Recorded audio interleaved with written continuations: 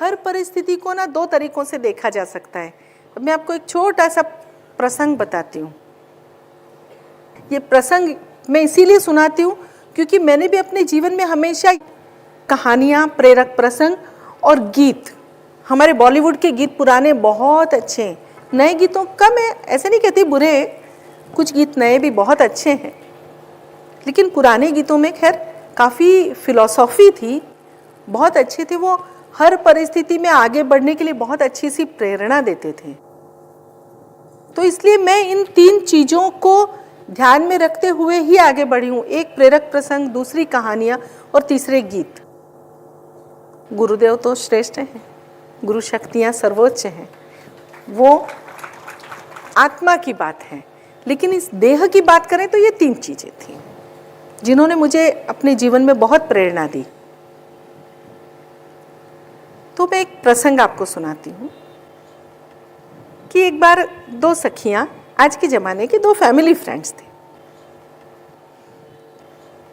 दो सखियों ने आपस में बात की, गुड मॉर्निंग, कैसा रहा तुम्हारा दिन?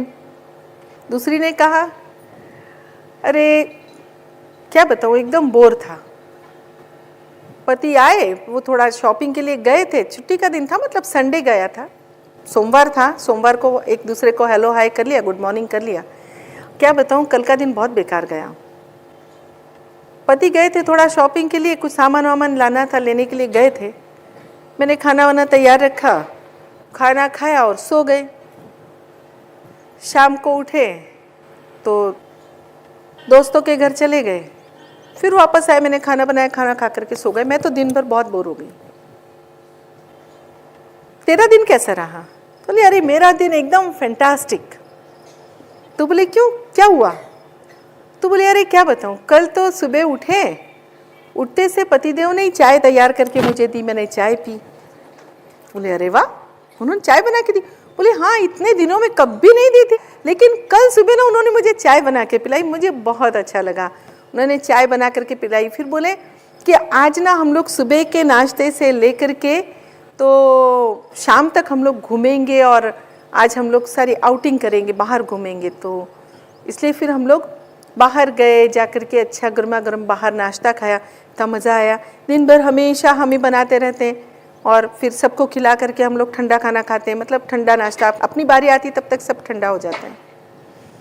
तो बाहर जा कर के अच्छे से नाश्ता किया, शॉपिंग की, फिर खाना खाया बाहर, और घर पे आए तब तक मतलब अंधेरा होने को था। पति ने बाहर से ही कहा, हम लोग पैक करके लाए थे बाहर से, वो बोले आज तुम बिल्कुल आराम करो, आज तुम कुछ खाना वाना नहीं बनाओगी। बाहर से ही खाना पैक करवा करके लाए थे। उन्होंने कहा आज ना हम कैंडल लाइट डिनर करेंगे, और तुम तो जानती हो अभी सर्दियों के दिन कैंडल लाइट डिनर, हल्की हल्की ठंड, हल्की हल्की गर्मी, इतना अच्छा मौसम, रोमांटिक और मस्त। हम लोगों ने कैंडल लाइट डिनर किया और फिर रात को सो गए। बहुत अच्छा रहा मेरा कल का दिन।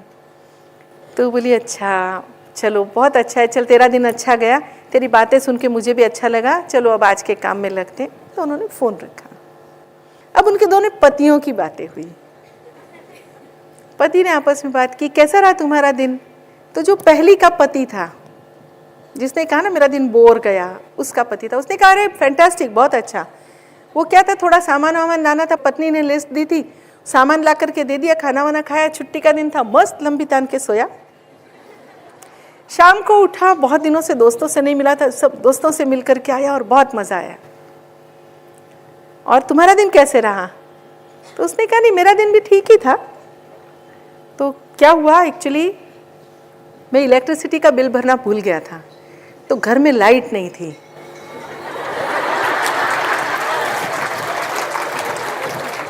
लाइट कट गई थी। अब रविवार का दिन था, लाइट का बिल तो भर नहीं सकते थे संडे को। तो मैंने सोचा अभी पत्नी बहुत गर्म हो गई, मेरा पूरा दिन खराब करेगी, तो इसलिए मैंने उसको सुबह सुबह अच्छे से चाय बना के पिलाई, तो उसका मूड बहुत अच्छा हो गया। उसके बाद में फिर मैंने कहा आज का सारा दिन हम बाहर जाएंगे, तो उसको सुबह के नाश्ते से लेकर के शॉपिंग वगैरह करवा दी और रात का खाना भी बाहर से पैक करवा लिया। फिर मैंने उसे कहा आज हम कैंडल लाइट डिनर करेंगे। लाइट तो थी नहीं, उसको इस चीज़ का एहसास ही नहीं होने दिया। मैंने उसको कहा तू देख,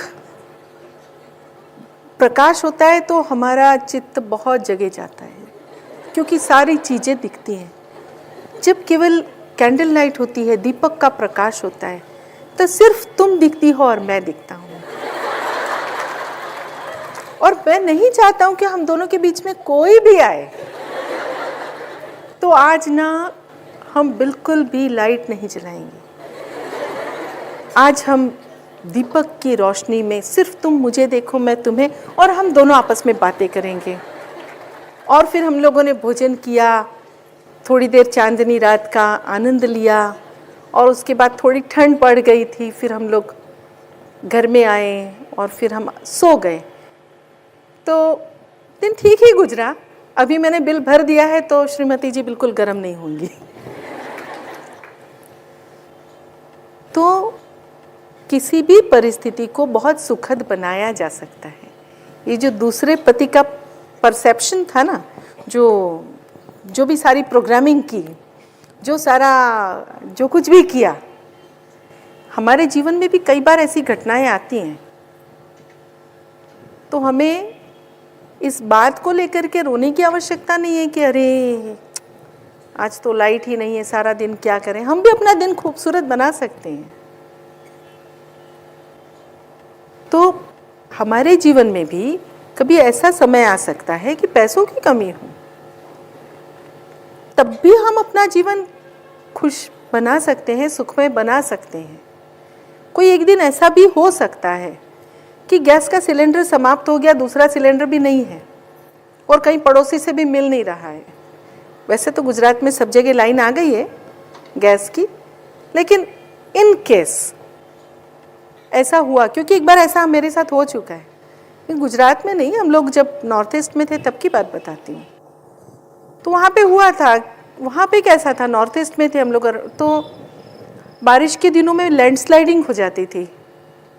जो नॉर्थ ईस्ट के सारे पहाड़ हैं, आप लोग कितना जानते हैं कितना नहीं मैं नहीं जानती, लेकिन ये पूरा जो नॉर्थ ईस्ट का जो प्रदेश है, जो अपना पूरा पूर्वोत्तर भाग है, ये कैसे बना है कि भारत का जो खंड था, भारत जो देश था, ये दरअसल अफ्रीका का हिस्सा था। और जो धरती की जो प्लेट्स सरकती है ना, तो वो सरकी और भारत जो है वो अफ्रीका खंड में से टूट करके और सीधा आकर के एशिया में धड़क से टकराया। वो समुद्र की कुछ सतह थी, वो ऊपर उठ गई, उसी से पूरा हिमालय बनाए। इसलिए जो विशेष तौर पे जो पूर्वोत्तर भाग हैं, ये सारे पहाड़ियाँ हैं, पूरी पहाड़ ही पहाड़ है। और मतलब पहले जो चाइना था वहीं समुद्र था, अचानक से भारत वहाँ पे जाकर के जुड़ गया और पहाड़ आ गया, वो था हिमालय। तो समुद्र से बना है हिमालय। तो जो मिट्टी है ना वो पूरी भुरभुरी है, क्योंकि रेती है, पूरी भुरभुरी मिट्टी है, और गोल गोल पत्थर हैं सारे, ऐसे पत्थर जैसे नदियों में पाए जाते हैं। तो वो जब भी तेज बारिश आती है ना, तो मिट्टी इतनी भुरभुरी है, उसमें बिल्कुल पकड़ नहीं है। तेज बारिश आती है तो मिट्टी से पहाड़ के पहाड़ पूरे ऐसे रास्ते पे आ जाते हैं, तो लैंडस्लाइडिंग हो जाती है। लैंडस्लाइडिंग हुई है नहीं, जमीन खिसक करके फिसल करके रास्ते पर, रास्ता पूरा बंद। और रास्ते पे कभी कमर जितना भी कीचड़ होता है, कभी घुटने जितना होता है, कभी सिर से भी ऊपर तक का होता है। फिर गाड़ियाँ आती, वो सब सफाई होती। बारिश के दिनों में तेज बारिश होती है तब ऐसा होता है। तो जब ऐसा हो जाता था तो रास्ते बंद हो जाते थे 10-10 दिनों के लिए, 15 दिनों के लिए। जब पूरे रास्तों की सफाई हो जाती थी, तब जीवन के लिए आवश्यक सारी वस्तुएं आसाम से अन्य प्रदेशों में जा पाती थी। तो गैस सिलेंडर भी आए तो आए, नहीं आए तो जय बाबा स्वामी। तो ऐसे ही हुआ। मेरे घर पे तो 2 ही सिलेंडर थे, एक खत्म हो चुका था और दूसरा भी खत्म हो गया था। हो गया, अब क्या करें, कुछ भी नहीं कर सकते। अड़ोस पड़ोस में से मांगने का अर्थ ही नहीं है, क्योंकि ऐसे समय में अपने को मांगने में भी संकोच कि सामने वाले को क्या कहें। उसको भी यदि उसका खत्म हो गया तो वो क्या करेंगे। क्योंकि कोई भरोसा नहीं, 2 महीने आएगा नहीं तो 3 महीने आएगा नहीं तो नहीं भी, मतलब कहे तो 2 दिन में भी आ जाता है, नहीं तो कुछ कह नहीं सकते। तो खैर मैंने कहा अब क्या करें, चलो जो सूखी हुई पेड़ वेड़ काफ़ी होते थे वहाँ पे, तो बहुत घने पेड़ हैं, तो वो जो सूखी लकड़ियाँ गिरती विरती थी ना, तो वो सारी सूखी लकड़ियाँ घर में एक कोने में इकट्ठा रखते ही थे। वो रखते इसलिए थे, वैसे मैं तो अपने शौक के खातिर रखती थी, क्योंकि वो ऐसे लकड़ियाँ जलाओ और उसके आसपास बैठ करके फिर बातें करो, कभी आलू वालू भून लो, उसमें बहुत अच्छे लगते थे। वो क्या बोलते हैं उसको, ऐसे वो करते ना, आग वगैरह जला करके उसके आसपास बैठ करके कैंप फायर टाइप का, ऐसे अच्छा लगता था, इसलिए मैं तो रखती थी वो सूखी लकड़ियाँ चुन करके, यानी चुनने कहीं नहीं जाती थी आसपास ही मिल जाती थी। काफ़ी बड़ा सा गार्डन था, सरकारी क्वार्टर था, लेकिन काफ़ी बड़े बड़े गार्डन सभी घरों को थे, सारी चुन करके रखती थी। बच्चों का ही काम था सूखी लकड़ियाँ जो ऊपर से गिरती हैं वो ला करके रखना। तो उसी का चूल्हा बनाया, उस पर खाना बनाया। एक बार जो चूल्हा जलाओ तो चाय से लेकर के सारा खाना, नाश्ता और खाना सब एक साथ बना करके रख दो, क्योंकि बार बार कौन चूल्हा जलाए। तो वो सब भी किया, यानी कहने का अर्थ कि जब ऐसा हुआ, एक ही बार हुआ था, पूरे इतने वर्ष रही, उसमें केवल एक बार ऐसा एक्सीडेंट हुआ, तो उसको भी हम खुशनुमा बना सकते हैं। चलो आज तो ना नाश्ते में हम लोग भुने हुए आलू, भुने हुए प्याज, भुनी हुई शकरकंदी खाएंगे, ठीक है, और भुने हुए टोपिएका खाएंगे। वहाँ पे टोपिएका काफ़ी उगते थे। बच्चे बोले हाँ आज तो बहुत मज़ा आएगा, आज अलग तरह का नाश्ता करेंगे। मैंने कहा हाँ, और इसके साथ में घर से निकला हुआ ताज़ा ताज़ा मक्खन खाएंगे। हाँ अरे वाह, हुर्रे, मज़ा आ गया। तो सब लोगों ने मज़े से वो खा लिया, तो वो हो गया। उसके बाद चाय बनाई, चाय के साथ साथ वो भी सब डाल दिया था, वो निकाला, उसके साथ में वो सब हो गया। दूध वूध गर्म करके रखा। फिर मैंने कहा चलो अभी साथ में खाना बना लो। तो मैंने कहा चलो आज ऐसा करते हैं, आज हम लोग दाल बाटी खाएंगे। मम्मी दाल बाटी, अरे वाह मज़ा आ गया, कि ऊपर दाल नीचे बाटी। एक ही इसमें क्यों रोटी बनाऊंगी उतना, फिर और चूल्हे पे वो उतना क्या बोलते, नहीं ऐसी कोई प्रैक्टिस थोड़ी ना है कि चूल्हा ज़्यादा गर्म हो गया तो पता चला रोटी जल गई। तो इतना करो, उससे तो दाल बाटी मुझे बनाना आता है आराम से, तो बाटी बना करके चलो दाल बाटी खाएंगे, बच्चों की बिल्कुल पसंदीदा चीज़। तो दाल बाटी बनाई और हो गया खाना। तो वो दाल बाटी इतनी बनाई, मैंने कहा दोनों टाइम वो खाना है तो दोनों टाइम भी खा सकते हैं, बोलोगे तो एक टाइम का बनाते। नहीं नहीं मम्मी दोनों टाइम खाएंगे, बहुत अच्छी लगती है, बहुत सारी बनाना। बहुत अच्छी बात है बेटा।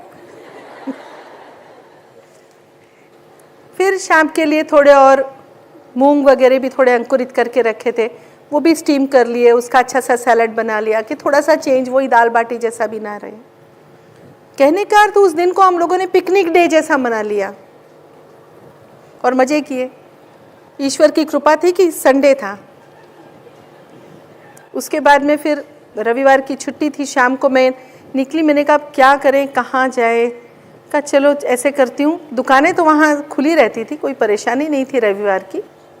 गई, मैंने कहा अभी इलेक्ट्रिक का चूल्हा ही लेकर के आते हैं, क्योंकि कल क्या करूँगी, सोमवार है, क्या करूँगी कल। गैस का तो कोई भरोसा नहीं कब आएगा कब नहीं। तो मैं गई इलेक्ट्रिक वाले की दुकान पे गई, उसको कहा, मैंने कहा भैया इलेक्ट्रिक का चूल्हा होगा? तो बोले हाँ है ना। तो उसने दिखाया। क्यों इलेक्ट्रिक का चूल्हा क्यों ले रहे हो, आपके घर में तो छोटे बच्चे होंगे, आप तो फला मैडम हैं, आपके तो शायद बच्चे हैं ना, 3 छोटे बच्चे। मैंने कहा आप मुझे कैसे जानते हैं, क्योंकि मैं उस दुकान पे ही पहली बार गई। मैंने कहा आप मुझे कैसे जानते हैं? तो बोले क्या बात करते हैं मैडम, यहाँ पे गिनी चुनी स्कूल है, गिने चुने टीचर्स हैं, यहाँ पे सब एक दूसरे को पहचानते हैं। अभी आप नई आई हैं ना, इसलिए आप मुझे नहीं जानती होंगी, लेकिन यहाँ आपको सब जानते हैं। आप यानी हर शिक्षक शिक्षिका को सभी जानते हैं। मैंने वहाँ से गैस का चूल्हा, बोले वो इलेक्ट्रिक का चूल्हा आप मत लीजिए, क्योंकि वो ऐसे कॉइल वाला है, यानी वो पुराना समय था तो उसी तरह के चूल्हे मिलते थे। तो बोले कहीं जरा सा आपका वो हो गया ना, करंट वगैरह लग गया तो परेशानी होगी, आप क्यों ले रही हैं ये? मैंने कहा क्या बताऊँ भाई साहब, घर में गैस ख़त्म हो गई। अभी एक दिन तो मैंने पिकनिक जैसा मना लिया, दाल बाटी बना ली, अभी कल तो मुझे स्कूल भी जाना है, मैं क्या करूँगी? गैस तो ख़त्म हो गया, अब पता नहीं कब आएगा। तो उन्होंने कहा अच्छा तो आपको गैस की परेशानी है? मैंने कहा हाँ, वो LPG गैस की परेशानी है। तो बोले कोई बात नहीं मैडम, एक काम करो, आप रिक्शा लेकर के आ जाओ, मैं आपको एक गैस का सिलेंडर दे देता हूँ। मैंने कहा आप? मैं तो आपको पहचानती भी नहीं, आप मुझे ऐसे सहायता करें? मैडम मैंने कहा ना, आप मुझे नहीं पहचानती लेकिन मैं आपको पहचानता हूँ। आप गैस का सिलेंडर ले आइए, ले जाइए, और जब आपके यहाँ पे आ जाए तब मुझे सिलेंडर लौटा देना। मैंने कहा ठीक है। तो उन्होंने मुझे सिलेंडर दे दिया और मेरा काम हो गया। ऐसे ये पूरा जो पूर्वोत्तर का भाग है ना, लोग इतने मदद करते हैं एक दूसरे को कि मुझे ऐसे लगा जैसे पूरा शहर नहीं हुआ, पूरा मेरा परिवार हुआ। उनका मेरा कोई रिश्ता नहीं, ना उनके बच्चे मेरे स्कूल में पढ़ते थे ना कुछ, फिर भी उन्होंने आउट ऑफ द वे मुझे मदद की। खैर, कहने का अर्थ कि हम भी अपने जीवन की प्रत्येक परिस्थिति में से रास्ता निकाल सकते हैं। आवश्यकता है तो एक रचनात्मक रवैये की, एक रचनात्मक दृष्टि की। तो रचना करना तो आप लोगों का कार्य है, तो क्या रचनात्मकता आप लोगों में नहीं होगी? क्या क्रिएटिविटी आप लोगों में नहीं है? हो ही नहीं सकता। एक स्त्री ही है जो मकान को घर बनाती है अपनी रचनात्मकता से। एक इंटीरियर डेकोरेटर आकर के घर का इंटीरियर तो कर सकता है, लेकिन घर को भाव से भरने वाली तो पत्नी होती है, गृहिणी होती है, माता होती है, बहन होती है। तो उसी रचनात्मकता से आप अपने आप को सकारात्मक रखिए, फोकस्ड रहिए। आपको क्या करना है ये ध्यान रखिए। आपको किसी ने क्या कहा इस और ध्यान मत दीजिए। किसी ने आपकी तारीफ भी कर दी तो ध्यान मत दीजिए, किसी ने आपकी बुराई भी कर दी तो ध्यान मत दीजिए। तारीफ कर दी तो अहंकार मत बढ़ाइए, अच्छा हो गया ईश्वर की कृपा, बुरा हो गया छोड़ो अगली बार अच्छा कर लेंगे।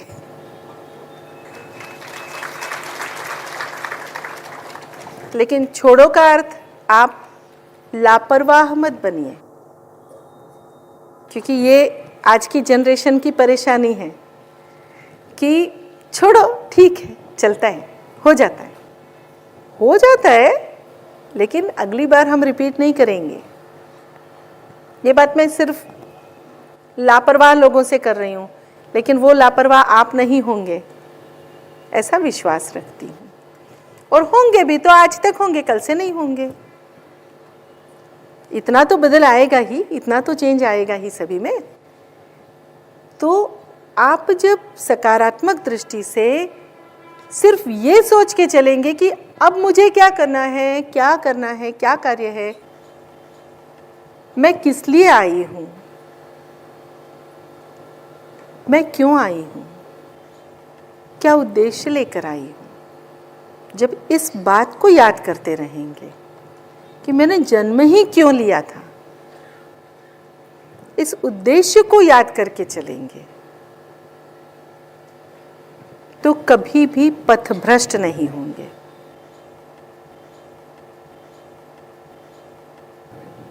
जब भी कोई परिस्थिति, जब भी कोई बात, जब भी कोई घटना आपको विचलित करे,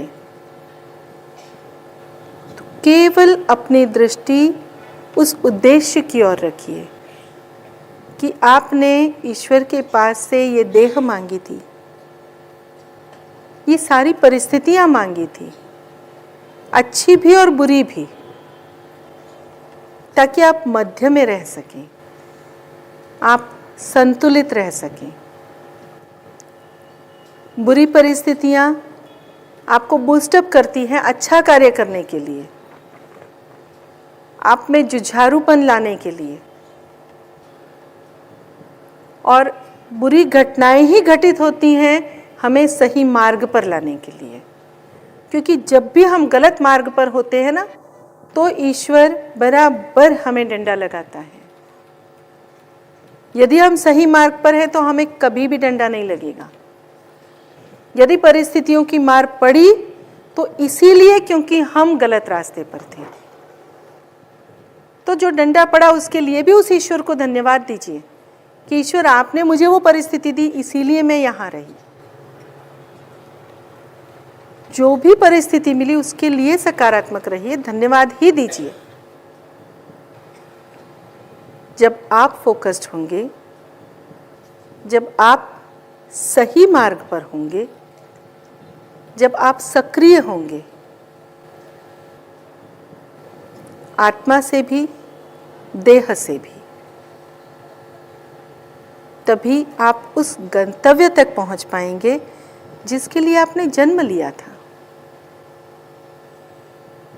जिस तरह से रोज देह के लिए भोजन चाहिए,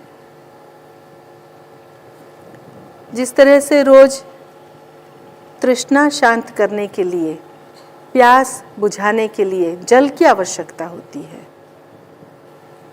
जिस तरह से रोज इस देह को स्वच्छ करने के लिए, नहाने के लिए जल की आवश्यकता होती है,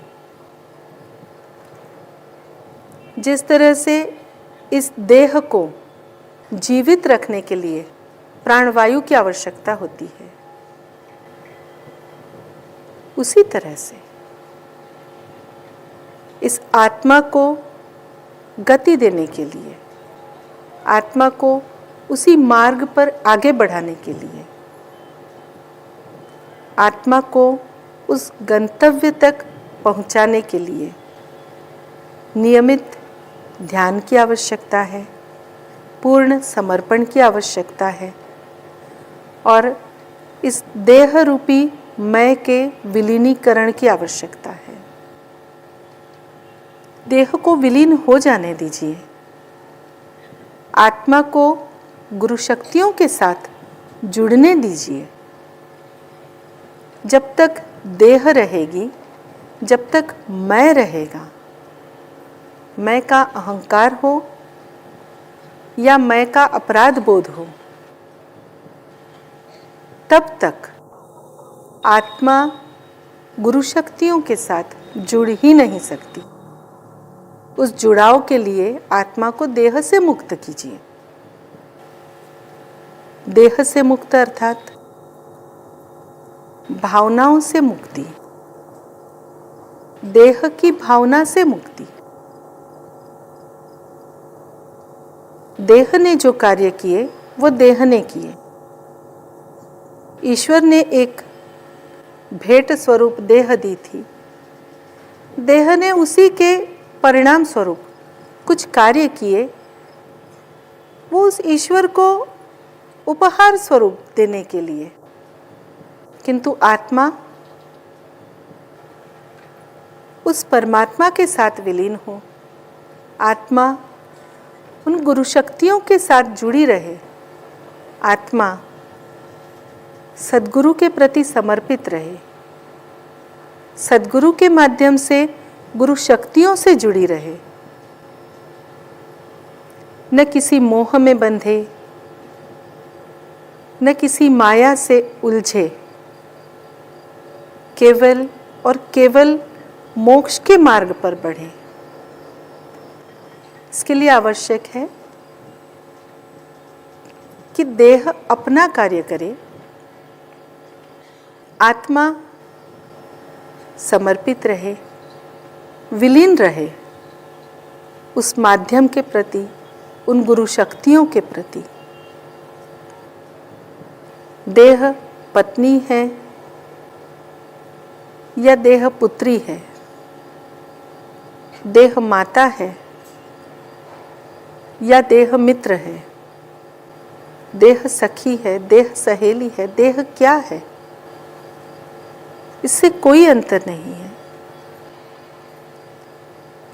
ये सारे इस संसार के, समाज के पात्र हैं, जिन पात्रों का हम सिर्फ निर्वाह कर रहे हैं। आत्मा तो केवल गुरु चरणों में समर्पित है, देह पात्र का निर्वाह कर रही है, देह कार्य कर रही है, किंतु देह पर मस्तिष्क को हावी मत होने दीजिए, विचारों को हावी मत होने दीजिए, अन्यथा ये विचार अहंकार को बढ़ाएंगे। अहंकार बढ़ा तो आत्मा को आगे बढ़ने नहीं देगा। अहंकार को दास बनाइए, अपराध बोध को भी दास बनाइए। देह को, प्रत्येक पात्र को अच्छी तरह से निर्वाह कर लेने दीजिए। प्रत्येक कार्य कीजिए, जिस कार्य की आवश्यकता है वो प्रत्येक कार्य कीजिए।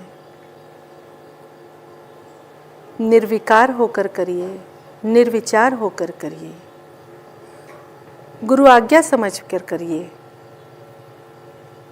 इससे लाभ होगा या हानि, इससे परे होकर करिए। लाभ हानि का विचार करना हमारा कर्तव्य नहीं है। गुरु शक्तियाँ जो मार्ग दिखा रही है उस मार्ग पर बढ़िए, गुरु शक्तियों से जुड़े रहिए, गुरु के प्रति समर्पित रहिए। जो भी कार्य यह पात्र कर रहा है, यह देह कर रही है, वे सारे कार्य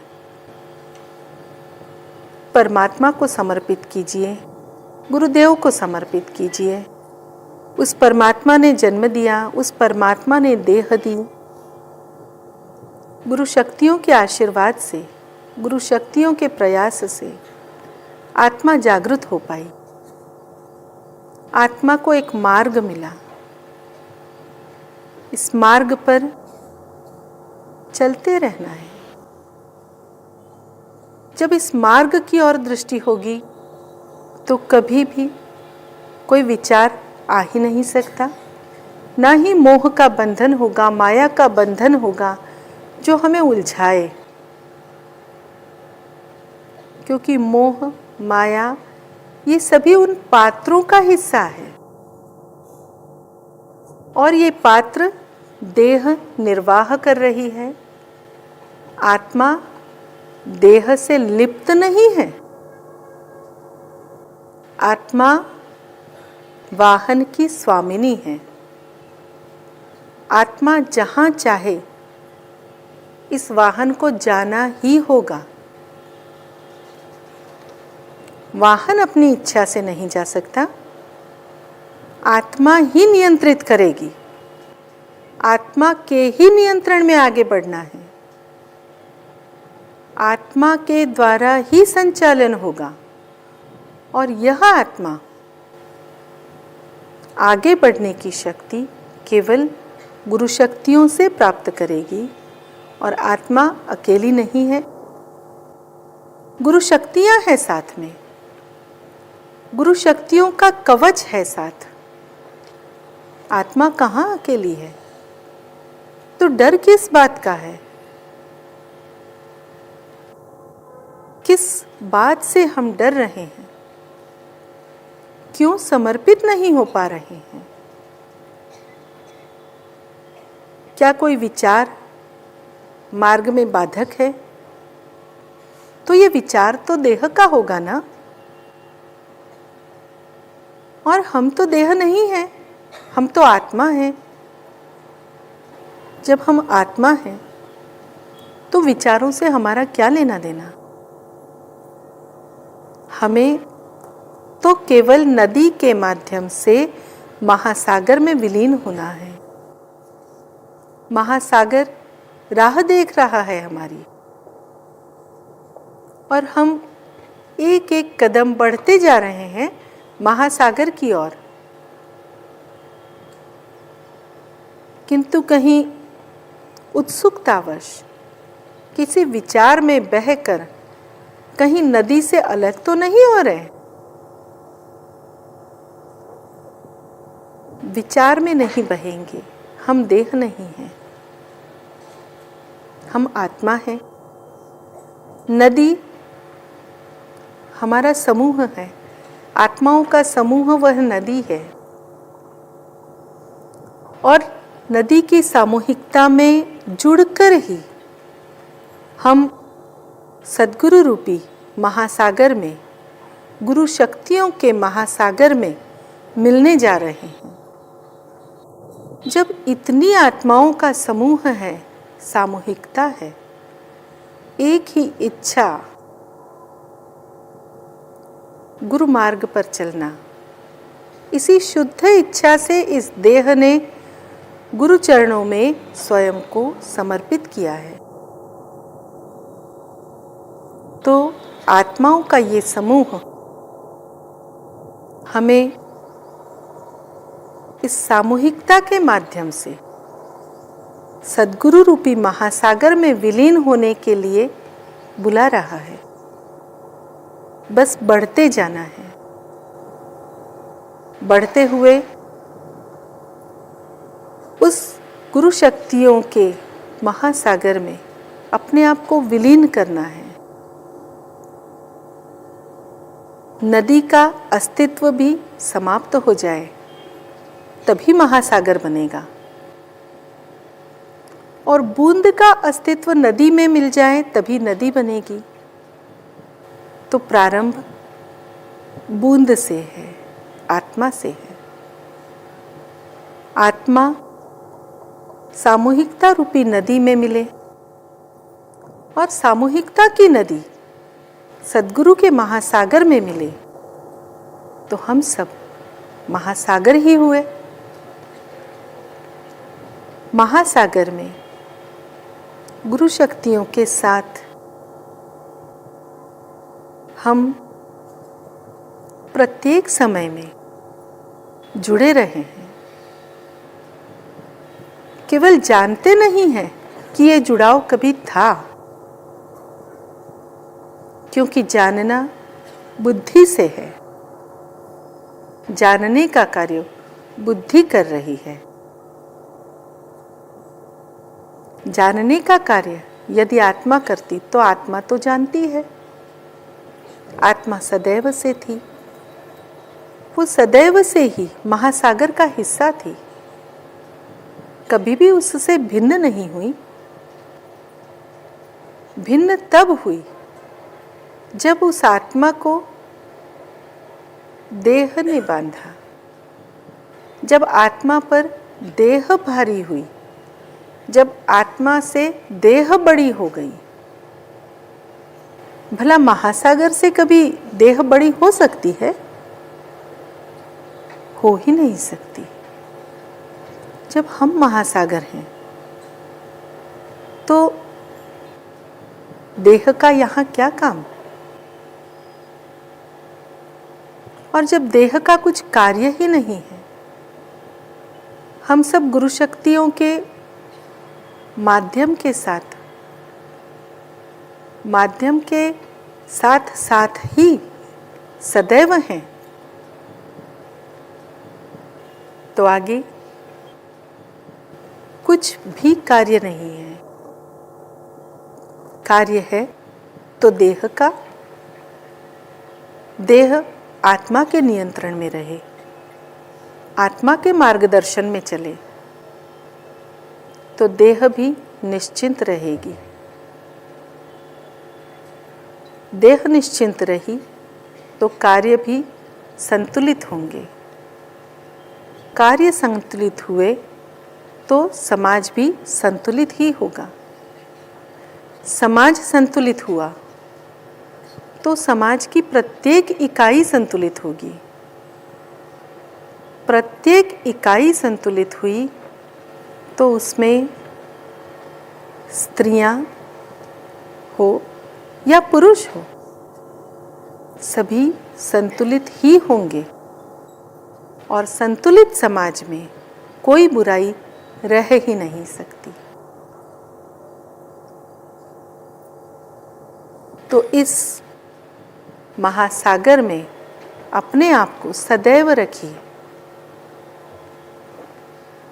आप स्वयं ही महासागर से नदी में आ जाते हैं, नदी से बूंद में आ जाते हैं, और बूंद से देह में, और देह के अधीन हो जाते हैं।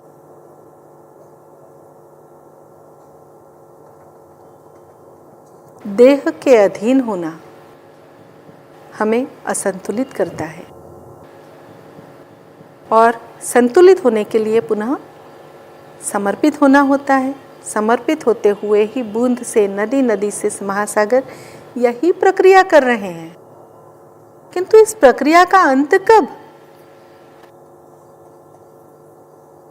अंत तभी जब इस मैं का विलीनीकरण हो जाए, इस देह का विलीनीकरण हो जाए और सद्गुरु रूपी तार से आत्मा रूपी तार का पक्का गठबंधन हो जाए। इस बंधन को कभी कोई खोल ही ना सके। चैतन्य का एक स्रोत जो सतत बहता ही रहता है, उससे जुड़े रहें, इससे यह आत्मा जुड़ी रहे, तो वह स्वयं प्रकाशित होगी, सदैव प्रकाशित होगी और इस प्रकाश में कभी कोई खंड नहीं पड़ेगा। सभी आत्माएं इस प्रकाश को, इस चैतन्य को सद्गुरुओं के उस शक्ति से ऐसा ही जुड़ाव महसूस करें। केवल महसूस ना करें तो एक पक्का गठबंध करें, उस पर समर्पण का, उसमें अपनी आत्मा के विलीनीकरण का वह पट्टा चढ़ा दें कि जिसमें कहीं भी किसी विकार का, कहीं भी किसी तरह के विचार की कोई गुंजाइश ना हो। सभी आत्माएं अपने गंतव्य तक पहुँचे। गंतव्य मोक्ष का महासागर है। उस गंतव्य तक पहुँचे और गंतव्य तक पहुँचने तक की दूरी सदैव सामूहिकता से जुड़े रहकर पूरी करें। सामूहिकता का हिस्सा ही रहें, सामूहिकता से अलग ना हो। इसी शुभकामना के साथ जय बाबा स्वामी। नमस्कार।